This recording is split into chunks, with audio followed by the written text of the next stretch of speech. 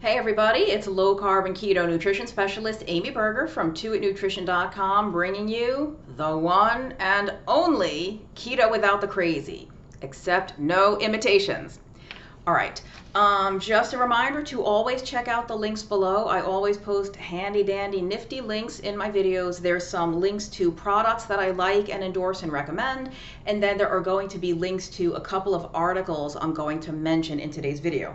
I finally made notes, although it's on a ripped old piece of paper. Hopefully that will still help me stay on message. Okay, let's talk about hemoglobin A1c and why it's not quite as reliable a marker as you might think it is. So I'm sure most of you know what A1c is. I'll abbreviate hemoglobin A1c. I may just call it A1c. The A1c is typically taken to be an indicator of your average blood sugar over the course of the previous 3 or 4 months or so. And what it actually measures is the hemoglobin protein in your blood. The protein in your blood that carries oxygen is hemoglobin. And the hemoglobin A1c measures the percentage of that hemoglobin protein that is glycated or has become sticky with sugar. That's the simple way, the percentage of the hemoglobin proteins that are all mucked up and sticky with sugar because your blood glucose has been whatever level it's been. Now, it's never going to be 0, right? Even the healthiest non-diabetic, super duper healthy person always has glucose in their bloodstream. So your A1c is never going to be 0, but there are certain cutoff points that suggest your blood sugar has been way too high, way too often. So I'll give you the cutoff points, and then I'm going to dive into kind of why this measurement is we can't hang our hat on it quite as much as we normally think we can. So the official cutoffs, like from the American Diabetes Association and all the health organizations and stuff, less than 5.6%, so or 5.6 or lower is considered non-diabetic. If you are at 5.7 to 6.4, so anywhere between 5.7 and 6.4%, you are considered to have pre-diabetes, and talk about why that's kind of a problematic thing in itself. And 6.5 or above, if your A1c is 6.5 or higher, you would be diagnosed with diabetes. And they are not supposed to diagnose you with diabetes, whether it's type 1 or type 2, on one measurement. They are supposed to repeat it. So even if your A1c is kind of high, who knows? That could be a lab error. That could be a weird fluke. They are supposed to repeat it or confirm it with different measurements. So use your A1c and also in conjunction maybe with your fasting blood sugar or your response to the oral glucose tolerance test. So I think a combination of those or a repeat measurement of a high A1c is something that they would use to diagnose you.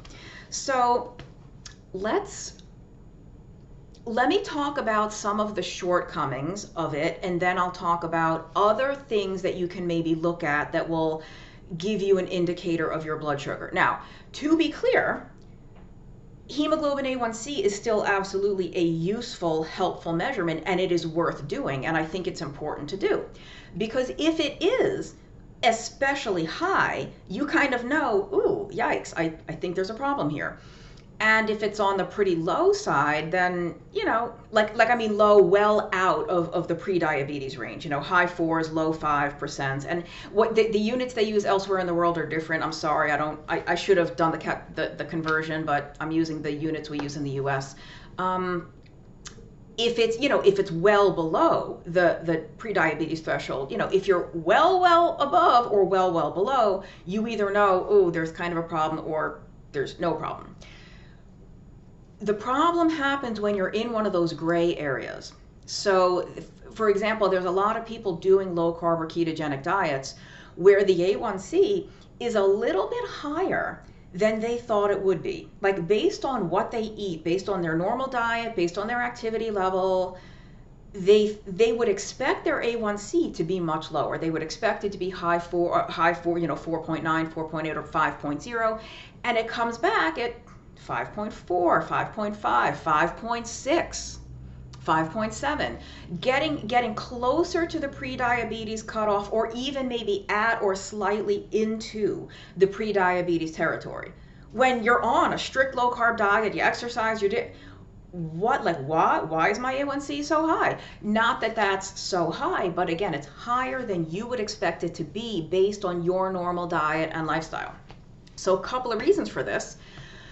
There are different types of hemoglobin. We have genetic and ethnic differences in the hemoglobin molecule itself. And those differences can affect the tendency to become glycated, meaning certain types of hemoglobin just naturally accumulate more sugar than others.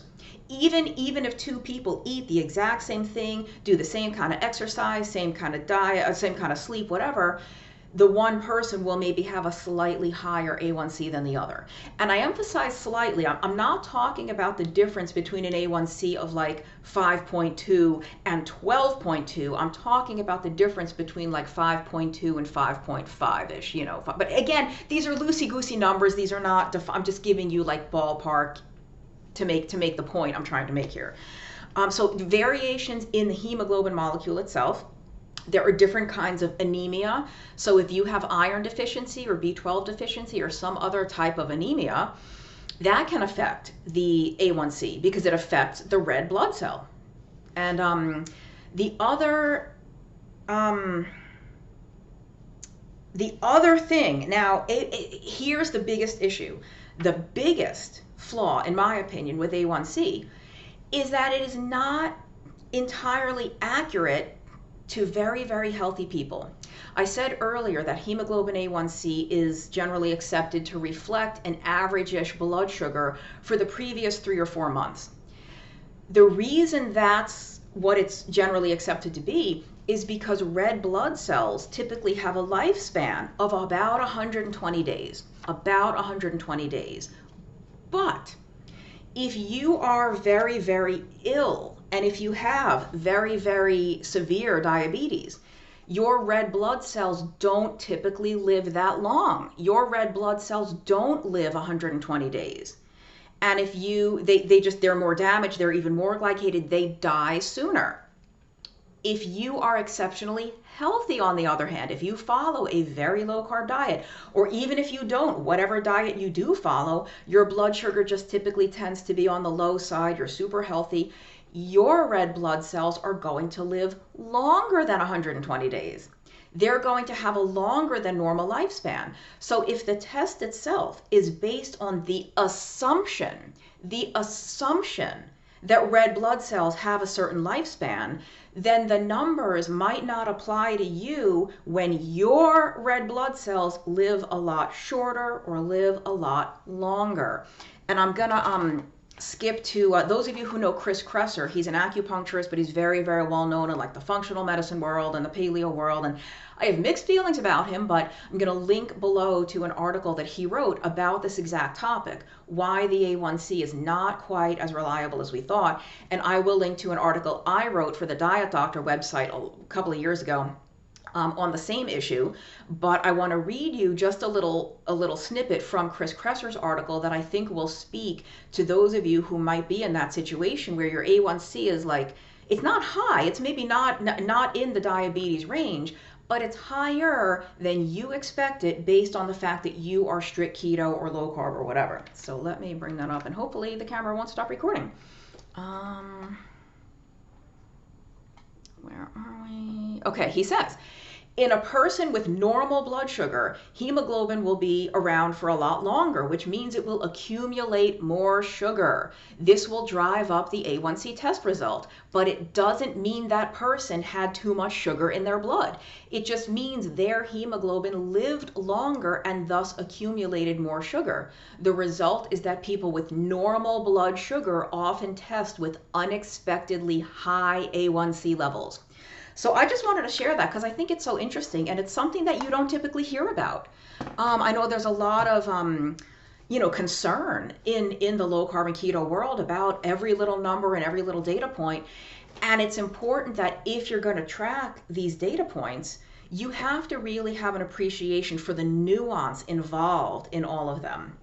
In fact, I'll link to a blog post, a very, very long blog post I wrote a couple of months ago about why your blood sugar might be higher on a ketogenic diet, like higher than you would think based on the fact that you're hardly eating any carbs.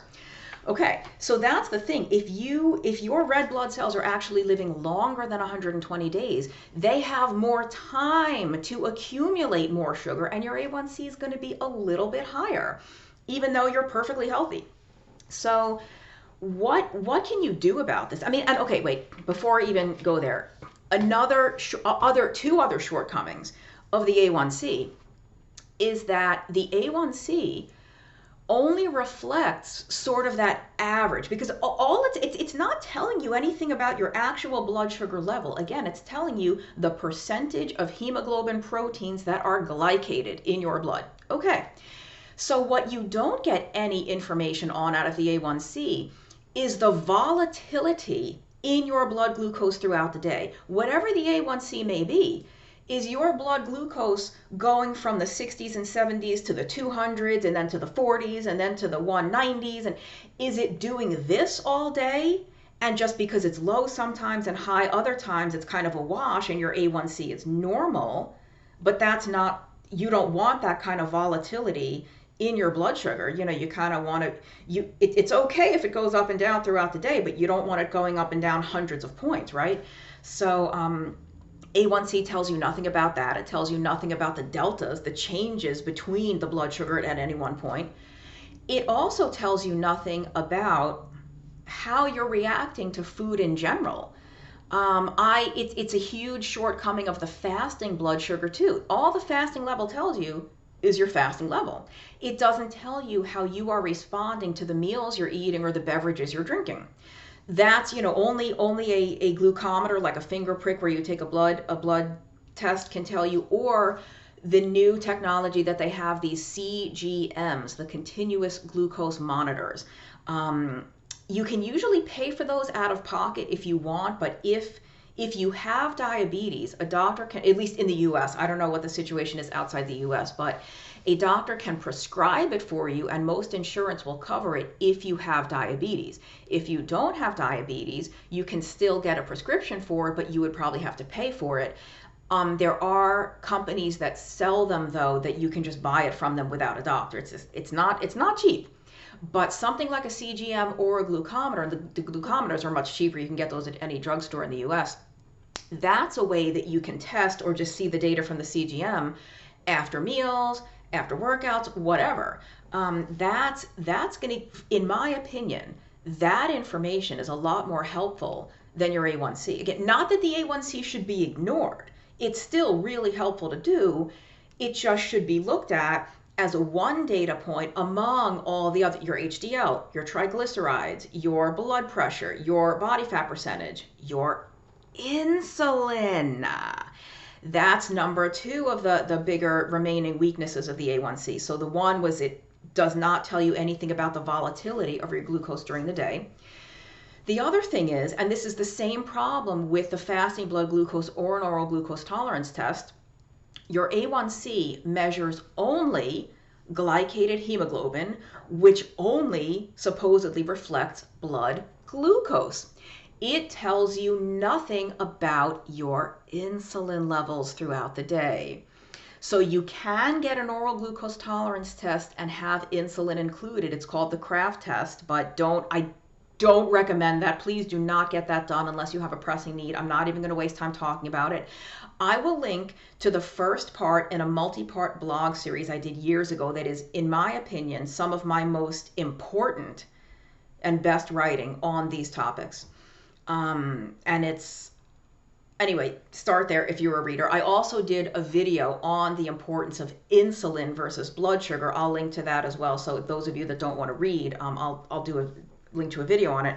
But there are millions of people, and believe me when I say that is not an exaggeration, there are millions of people whose blood glucose, the fasting level, and the A1C are perfectly normal, perfectly well below the diabetes or prediabetes range, but their insulin is through the roof. And so those measures of glucose are only normal because the sky-high insulin is keeping the glucose in check. But the problem with that is so many of the health issues that we associate with metabolic syndrome or PCOS, non-alcoholic fatty liver, migraines, skin tags, gout, all of these different things, we know they can happen in people that don't have diabetes, but one of the major causes of all of them is chronically high insulin. It's the insulin, even when the blood glucose is normal. And the only reason this is so often missed is because doctors just don't measure insulin. Why not? Watch the video I'm linking to below. Definitely read the blog series. This is, in my opinion, some of the most critical information that I could put out there. So read those blog posts. But yeah, the A1C, I will give you an example out of a dear personal friend of mine who lives with obesity. And he knows about keto, he knows about low carb. He is somebody that can adhere for a while, but then something happens and he's off the map for a while and he gains all the weight back and everything happens again. His blood sugar has always been perfectly normal. His fasting blood sugar was always like in the 80s or so maybe. When he was talking to me about this, I think his A1C was 5.2, which is well below the pre-diabetes cutoff, well below. Any doctor would look at a fasting blood sugar of 80 something and an A1C of 5.2 and say, you're great, come back, see you in 6 months, see you in a year. I don't know why you're over 300 pounds and you can't lose weight. I don't know why you have migraines. I don't know why you have all these problems. And I said to him, you need to get your insulin measured. I said to him, friend, I can almost guarantee you what you're going to find. I'm not going to tell, but I can almost guarantee you that this is the issue. And sure enough, his fasting insulin was 32. 32. And I don't want to spend a whole lot of time talking about this, but the normal range for fasting insulin, at least in the US, is different labs vary. Some labs will cut it off at 19 or 20. Some labs will cut it off at 25, and it's micro international units per liter or per milliliter, whatever, it's micro international units per whatever thing. And so he was very high even by the conventional standards. Even by the high conventional cutoff of 25, he was 32. He's already out of the range high. But here's the real kicker. Those of us in the low carb and keto space like to see, and I'm not a doctor, I'm just giving you information. We like to see fasting insulin below 10. Below 5 might be even better. So if you're in the double digits, if you're above 10, even if the lab says below 25 is normal, you're kind of in trouble. If your fasting insulin is 21, if it's 18, that's an issue. I will say though, please don't get scared. I don't want anybody to become alarmed by this video. I also know a lot of doctors in the keto space who don't like to measure fasting insulin because it can be a little bit volatile. Just like fasting glucose, I hope you all know, and it's in the article I wrote about why blood sugar can be higher on keto sometimes. Fasting blood glucose can be elevated for a number of reasons that have nothing to do with your metabolic health. Like if you're stressed out that morning, if you got into a really bad traffic jam on the way to the lab, or if you're under the weather, if you're sick, your blood sugar might be higher. Certain medications raise blood sugar. So the fasting blood sugar is not the greatest thing to use by itself. Same thing with fasting insulin. The fasting insulin might not be the best indicator of your individual status at that time, which is fine. I respect that, a doctor not wanting to do it, but I think you should still do it, but use it, like I said, to use the A1C. Use it as one more data point among many that provide you the total picture of somebody's situation. I've said that your health is a mosaic, and you can't know what the whole mosaic, what the whole scene looks like when you only look at one tile. You only look at the fasting glucose or only look at the fasting insulin. No, you look at everything, and then you can get a clearer picture for how all the pieces fit together.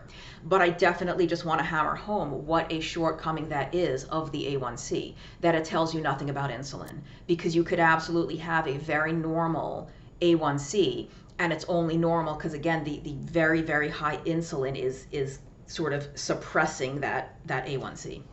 Now, what can we do about this? I mentioned already that If you're concerned about this, most of you watching this probably are well within the healthy range on the lower side of A1C. And if you're not, you might know that you do have prediabetes or you do have type 2 diabetes. So you're not surprised when your A1C is 6.9 or 10.2 and you're already in the process of working on it thanks to a lovely low carb or ketogenic diet. You can put type 2 diabetes completely into remission with low carb and keto diets. You don't have to manage your diabetes with more and more meds and more insulin. You can actually just get rid of it and not have diabetes anymore at all. And I'll link to some papers that support that, just in case anyone thinks I'm speaking out of turn. Because I'm not a doctor, but that's the scientific literature shows that. Anyway, so you probably either know that you are well below the diabetes range, you're totally healthy, or you know that you have a blood sugar problem, but you're already working on it. Great. My concern is with the people that fall in that little gray area where you think your A1C should, quote, quote, be 5.0, 5.1, 4.9, but it's 5.4, it's 5.6. I'm going to link to an article, a couple of articles maybe, by Peter Atiyah, who is an MD. I'm sure many of you know his name, some of you don't. I have a love-hate relationship with Dr. Atiyah.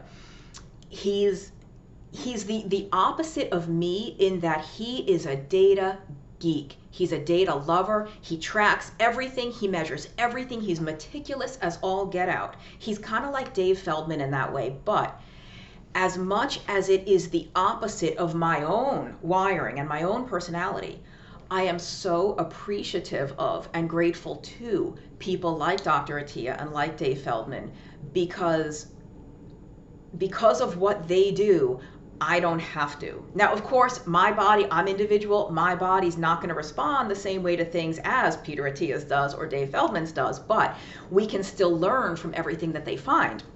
Dr. Atiyah is of, I want to say, like Middle Eastern, Mediterranean heritage. I thought he was Greek. It turns out I think he might be of Egyptian heritage. Anyway, he's from that whole like Mediterranean, Middle Eastern basin. And there are, like I mentioned, the ethnic variations in hemoglobin earlier in the video.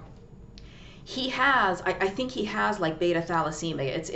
It's a genetic thing that affects your blood cells. And so it affects the A1C.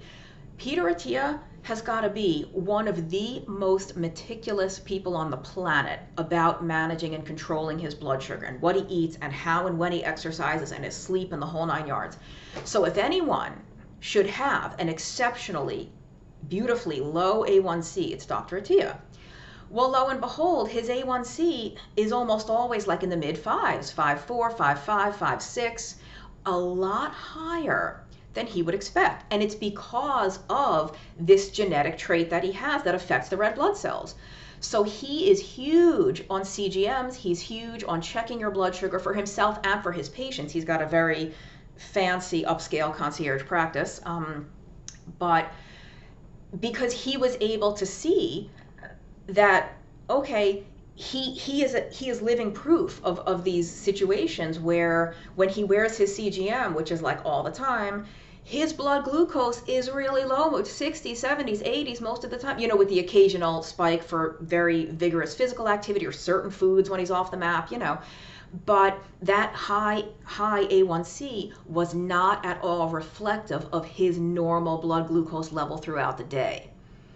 And so, he knows the same of his patients, and in patients that are new to him and new to sort of metabolic health, it's a way for them also, regardless of what their fasting level of anything is, regardless of the A1C, the CGM or just testing a regular glucometer with the finger prick shows them that volatility again. Like, where's my lowest point in the day? Where's the highest point? If I eat this type of food, where's it going after that?